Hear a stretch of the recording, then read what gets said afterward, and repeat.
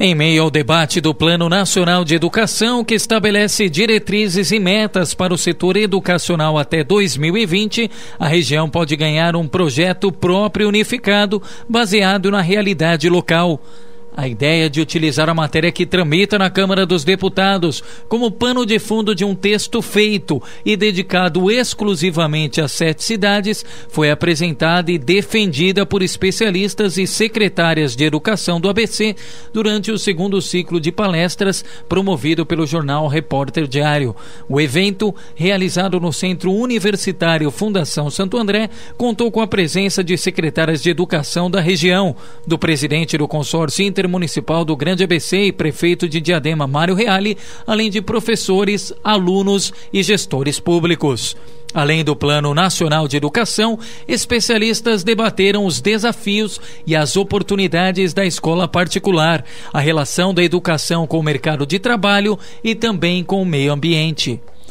No primeiro painel, que versou sobre o Plano Nacional de Educação, o sociólogo César Calegari, também diretor de operações do SESI São Paulo e membro da Câmara de Educação Básica do Conselho Nacional de Educação, destacou que o plano tem muitas virtudes, mas que algumas das metas já foram alcançadas ou estão muito próximas de serem batidas na região do ABC. Por este motivo, o ideal seria criar um plano regional com diretrizes direcionadas especificamente para as características dos 7 municípios. O que eu gostaria aqui de trazer para uma reflexão um pouco na forma de proposta é que esta região do estado de São Paulo, está aqui o prefeito Mário Reale, né, que lidera aqui atualmente o consórcio, tem uma tradição muito importante e muito significativa em termos de articulação das políticas públicas que dizem respeito não apenas a cada um dos municípios, mas políticas públicas, e particularmente, que eu estou me referindo na área da educação, que podem ensejar um plano regional de desenvolvimento da educação. Essa eu acho que é a ideia, a força que essa região, mais do que qualquer outra região do nosso país, pode dar um exemplo de como transformar regime de colaboração, que é um preceito, inclusive, da legislação brasileira e da própria LDB, em algo concreto.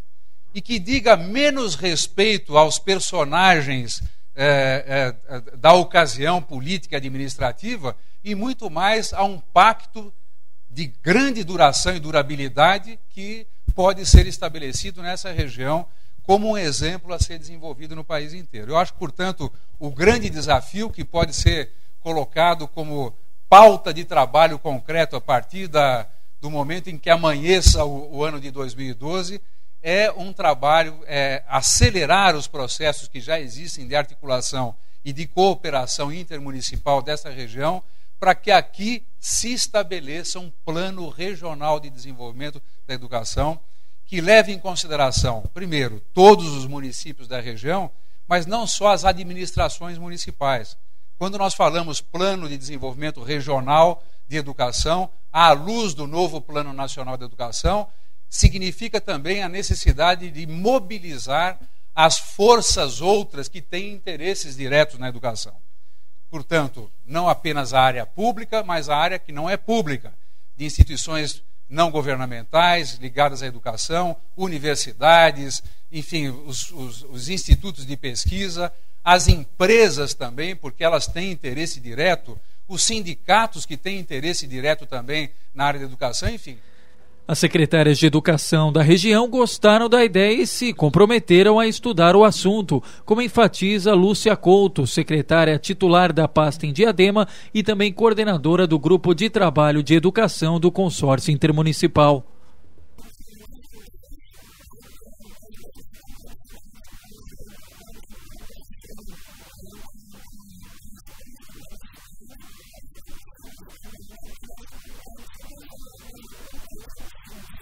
Depois de abordar o Plano Nacional de Educação, o ciclo apresentou o segundo painel, que versou sobre os desafios da escola particular.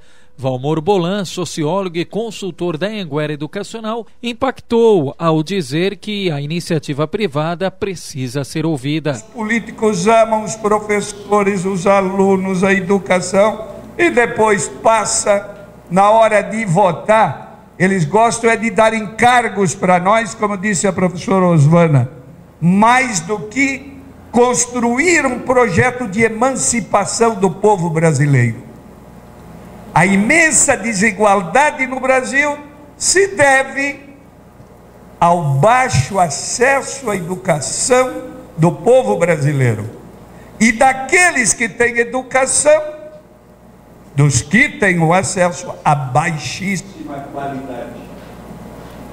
No ensino básico, a visão é de que, e os números também mostram de certa forma, que a escola pública, que é predominante, tem baixa qualidade de forma geral, e lá estudam os mais pobres, na escola pública. Osvana Famelli, presidente da Associação das Escolas Particulares do Grande ABC, sublinhou a importância da parceria do público com o privado, tendo em vista os gargalos do dia a dia. Sejam contempladas na construção do Plano Nacional de Educação. E aqui eu trouxe um exemplo, já que a discussão última do nosso ministro tem sido falar sobre o que vamos fazer com o período escolar, se a gente amplia a carga horária, se a gente amplia dias letivos. Aqui é um pequeno, uma tabela, uma amostra de como é que funciona isso nos países. O Brasil já é o segundo país que tem a maior carga de dias letivos. Se nós observarmos, por exemplo, Finlândia, 188 dias, Estados Unidos, 180 dias, Argentina, 170 dias.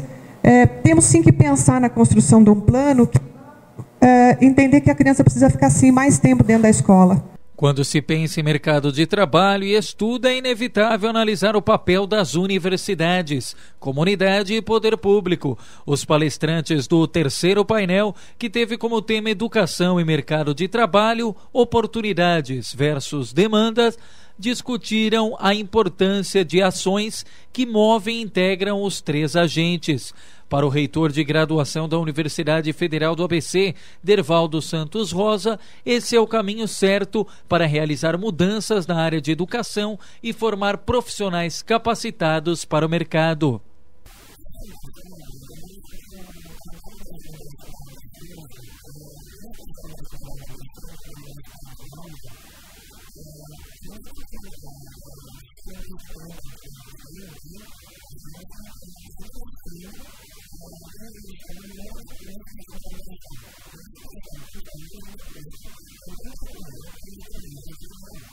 No SENAC, Serviço Nacional de Aprendizagem Comercial, o método é baseado em pesquisas realizadas por equipes que pensam a partir das demandas e necessidades de mercado.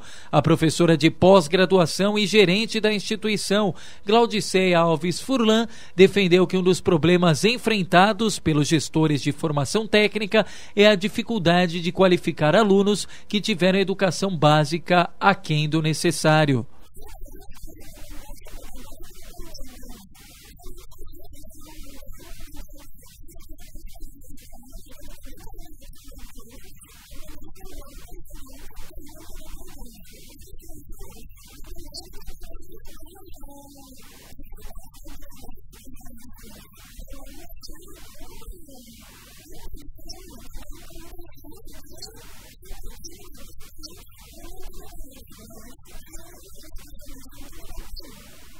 Com foco na formação qualificada dos educadores, o coordenador de eventos e concursos do Centro Universitário Fundação Santo André, José Luiz Laporta, apresentou dados polêmicos que estimularam o debate entre os participantes do ciclo. O professor mostrou que o déficit de professores nas últimas séries do ensino médio é cerca de 710 mil profissionais no país e que mais da metade dos cursos de formação de professores tem sim vagas ociosas. Além disso, apenas 2%, segundo ele, dos candidatos a vestibular se interessam por carreiras de licenciatura.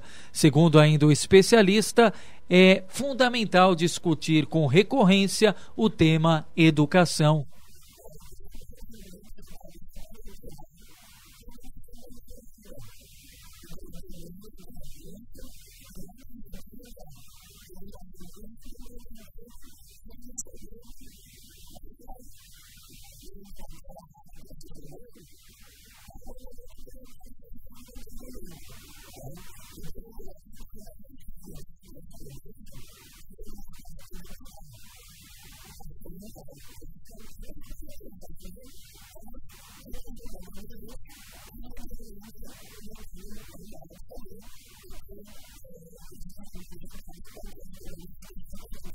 O quarto painel do segundo ciclo de palestras discutiu projetos de sucesso sobre educação e meio ambiente. Os palestrantes destacaram a importância de levar o tema ambiental para as salas de aula e ressaltaram o papel do professor no processo. Uma das participantes foi a bióloga e mestre em administração, Sandra Gaspar. Ela apresentou o projeto que foi realizado em escolas de Santo André, com o objetivo de conscientizar os alunos sobre a importância de preservar o meio ambiente.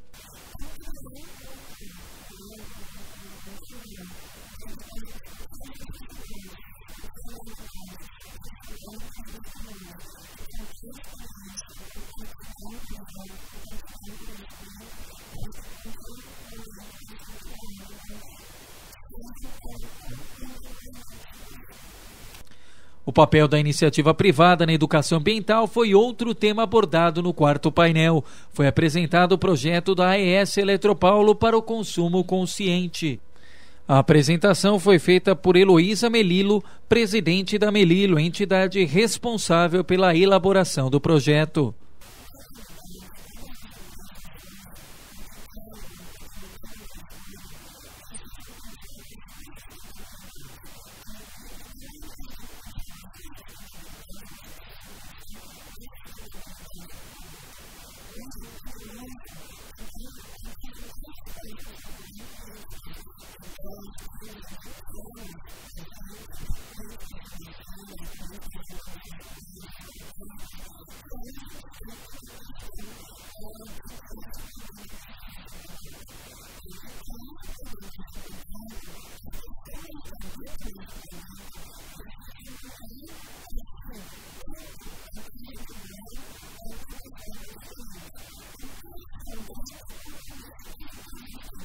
O papel do professor na conscientização ambiental foi um dos temas abordados por outro integrante da mesa, o urbanista ambientalista Fábio Vital. O fundador do Instituto Aqua destacou que nem sempre o profissional de educação possui ferramentas adequadas.